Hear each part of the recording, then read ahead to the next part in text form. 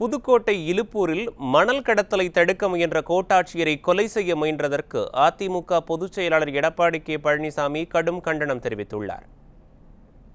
திமுக ஆட்சிக்கு வந்தாலே மணல் கடத்தல், கிராவல் மண் போன்ற கனிம வளங்கள் கடத்தல், மரம் வெட்டுதல் போன்ற பொது சொத்துக்கள் களவாடப்படுவது வாடிக்கையான ஒன்று என்றும், தமிழகத்தில் மணல் கடத்துபவர்கள் பற்றி துப்பு கொடுப்பவர்களையும், மணல் கடத்தலை தடுக்கும் வருவாய் மற்றும் காவல்துறையினர் மீது கொலைவெறி தாக்குதல் நடத்துவது வாடிக்கையான ஒன்றாகிவிட்டதாகவும் கழக பொதுச் செயலாளர் குற்றம் சாட்டியுள்ளார். தூத்துக்குடி மாவட்டம் மொரப்பநாடு கிராம நிர்வாக அலுவலர் லூர்து பிரான்சிஸ் கடந்த ஆண்டு ஏப்ரல் மாதம் வெட்டி கொல்லப்பட்டதாகவும், தூத்துக்குடியில் வட்டார போக்குவரத்து அலுவலரை ஆளும் கட்சி நிர்வாகி ஒருமையில் பேசி கொலை மிரட்டல் விடுத்த சம்பவம் மக்கள் மத்தியில் பேசுபொருளாகி உள்ளதாகவும் கழக பொதுச் செயலாளர் குறிப்பிட்டுள்ளார்.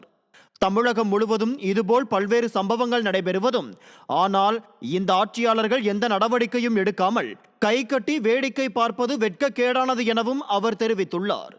இதன் உச்சமாக 2 தினங்களுக்கு முன்பு புதுக்கோட்டை இலுப்பூரில் மணல் கடத்தலை தடுக்க முயன்ற கோட்டாட்சியரை லாரி ஏற்றி கொல்ல முயன்ற கொடுமை அரங்கேறி உள்ளதாகவும், இதை தடுக்கவோ குற்றவாளிகளை பிடிக்கவோ நடவடிக்கை எடுக்காத விடியா திமுக அரசு இது போன்ற செய்திகளை மக்கள் வெளிச்சத்திற்கு வராதபடி தடுப்பதில் முனைப்பு காட்டுவது கடும் கண்டனத்திற்குரியது எனவும் கழக பொதுச் செயலாளர் எடப்பாடி கே பழனிசாமி தெரிவித்துள்ளார்.